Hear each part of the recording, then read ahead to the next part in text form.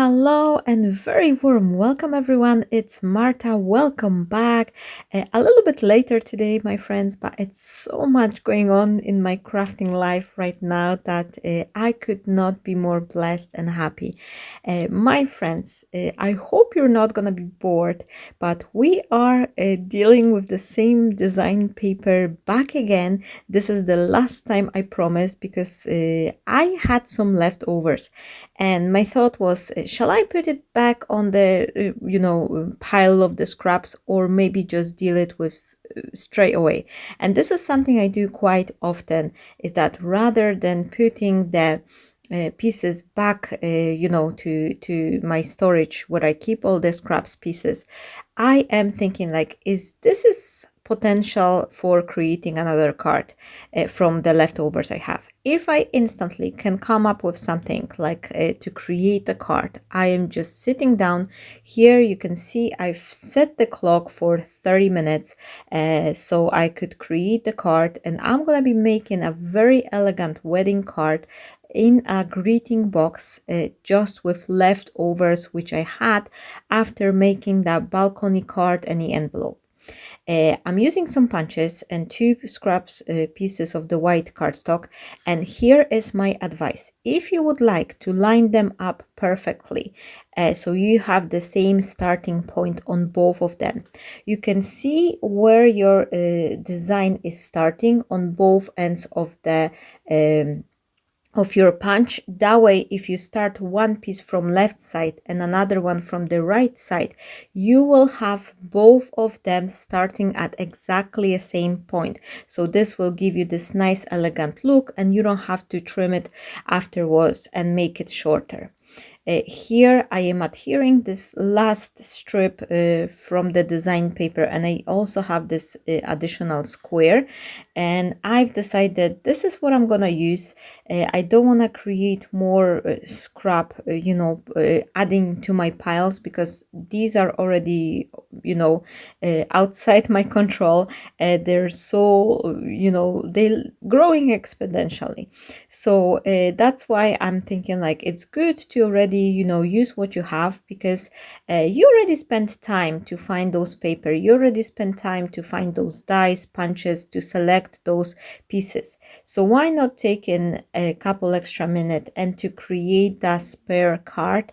This could be the emergency card whenever you need, and it won't take you as much time as trying to figure it out what you can do from the scratch. Like, it's always, I think that we under appreciating the time we spend for the designing the idea for the card, because making a card is one thing, but also selecting all the products you will use, all the papers and color choices. This is sometimes also a time added to your card making, which is not being taken under consideration, especially if it's coming to pricing your product and the final price if you sell them. So that's why I've decided, instead of cleaning the desk straight away, I will use up what's there. I had this wedding couple. If you watched the balcony video, I was firstly I was cutting this gold color cardstock wedding couple from gold mirror paper, and then I found this digital print of the wedding couple, which I've switched to. So I have this leftover scrap pieces. So this is what I wanted to use, and now I am using a piece of the cardboard which I am chopping to be right enough in this area. This will give me this nice dimension and also sturdiness to my card. If you place a piece of the cardboard, that could be anything, like a piece of the after the cereal box or pizza box or something, even the thinner one, this will instantly help you to create the sturdiness on your cards, and they will appear a little bit more luxurious because in the touch, if the recipient will take them out from the envelope or the box, they will be way sturdier. I'm adding a piece of the glue, and I had the accident. Unfortunately, I put back my hot glue gun right beside that glue, and the heat has actually broke the packaging of the glue, so now it's oozing out from the side. And oh, I don't know, those things happen, so you just have to be, careful. I was looking for the duct tape, and I'm planning to seal it back, but now I just want to finish the card, so I'm taking the glue from the side of the packaging, as you can see. I also add 2 pieces of the cardboard on this focal point, also to give it a little bit more dimension. And I have this Mr. and Mrs. Beautiful sentiment. This actually lovely, like a word die, and the wedding couple. These are both from the Creative Expression. This is very old die set. I think I've got it for like 4 or 5 years. I don't even know, something like that. But it's very old. Yet I'm still finding I'm reaching out for the same design over and over again. So this is why it's always worth to actually buy the things which you really love, because that way you're gonna be using it well. And I like to go with this kind of a universal dies, especially if it comes for buying the dies or stamps. I usually go with something which I know I will be using over and over and over again. Very specific die. Like sometimes, the customers, they could ask you about something, and this is the example from my own experience in the past. At the very beginning, when I was starting to make cards, like custom orders, every time someone asking me to create the card with something, I was saying yes to everything. And then I was realizing I actually don't have those things in my stash. So I was buying the new products, which was kind of like a one-time use. I had a friend asking me if I could create a manga style card. I don't do manga. I'm not very into it. It's not my style. Yet I've found, like, myself, I've bought the stamp, I've bought some other, like, a papers and things like that. So actually the price of the card which was the price of the product I use on the card or exceed the final price of the card. And I did that mistake like a couple times. Then there was someone else who asked me about the card with the Winnie the Pooh. Okay, I could maybe like use it, but some things are very, very specific, and you will find out that you're not gonna be using it all the time. So have a second thought, like, okay, do I have a products to create a project or not? You can also check for like some printable graphics, like things like that, because these are way cheaper. But I would think twice before buying like anything specific like dies or stamps, because if you're not going to be using it often, this is going to be a waste of your money, my friend. Now I've created this fishtail banner to actually put this sentiment like on top, and I really like it. I'm quite happy, and with this card, how it's turned out. It's actually the scrap piece, so it will, I hope this is gonna be a nice card for some wedding couple, for someone, and they will have a joy from it. And this is actually the scrap pieces which I would just stuck in my drawer otherwise. I have the set of the dies, and these are from Simply Made Crafts from the Craft Stash. This is the Helen Griffin collection. I'm not sure if this one is still available. I will double check and give you a link in case someone would like it. But this is very old set as well. And I'm sorry if I'm using the older things in my videos, but you can supplement with something else. Like these flowers, you can very easily create them on your own. Like if you trace the circle, like, I don't know, take any circle object like a coaster or a little ball, and if you trace it and then you will cut it spirally, you'll be able to create those paper roses. Same with the leaves and other things. You can always supplement it with the things which you already own in your stash. So always have a look, and just see what else you could use if what you already have before actually buying it. So here I am just forming those roses, and I do use a little bit like a tweezer to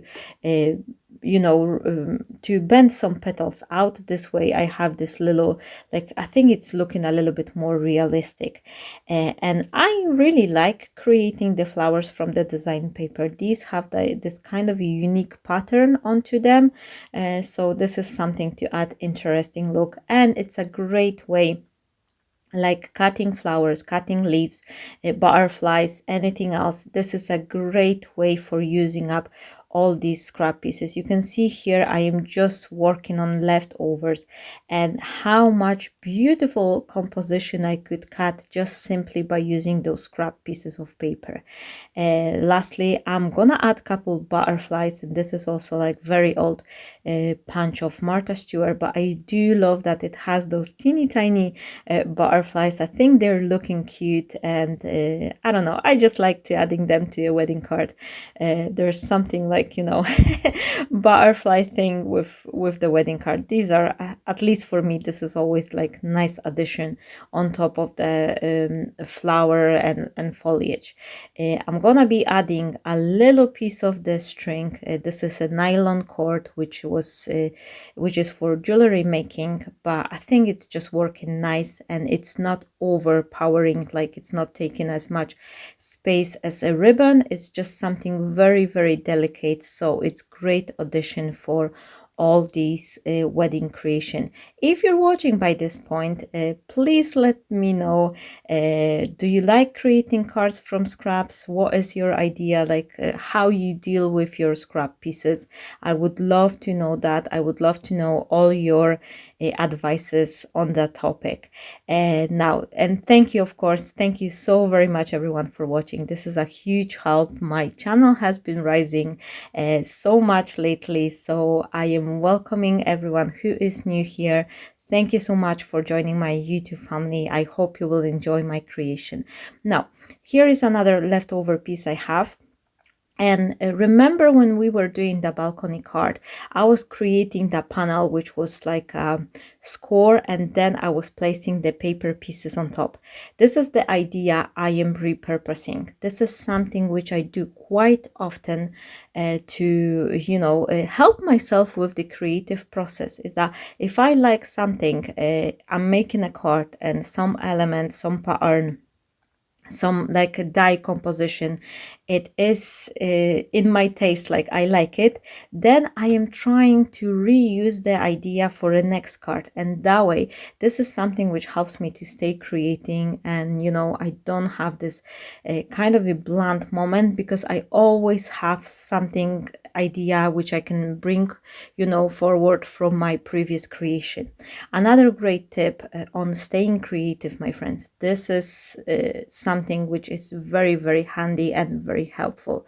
Keep yourself a notebook, like right beside your desk or in your phone. Just make a note every single time you see something interesting, like a tower card or like special fold card. It doesn't matter. Just write down the name. You can remember it today, tomorrow, in a week, but I guarantee to you that over the month or 2, 3, you will forget all these fancy names, which you can then look on a special occasion and recreate them. So keep your notebook on hand, or make a list in your phone, and you will always have idea, especially if you need something for like special treat for a family member or very unique occasion. You can go through the list, and you will seeing the name of those like super fancy pop-out cards or something, and you'll be having plenty idea to choose from. I will be also creating the playlist of the fancy card on my YouTube channel, so you could have a look and see what else you can use for a special occasion. So I've created this panel. I am placing it on a ready-made greeting box. These are boxes I ordered from eBay, but I do think you can find them in many like craft shops and Amazon, other places as well. If you type for the greeting boxes for card making, you'll be able to find them. These coming pre-cut and pre-scored, and all you really do, you can just fold them, and glue them together, and that will be a great packaging, especially if you have something more dimensional. So here is the look of the card, which was entirely made out of the scrap pieces, which would otherwise go to my scrap drawer. I'm not going to be sharing with you anymore from this paper because I don't have any more, but I hope you still enjoy it. If you like it, please share, give a like, subscribe to my channel, and I will see you shortly. Have a wonderful day, my friends. Bye bye.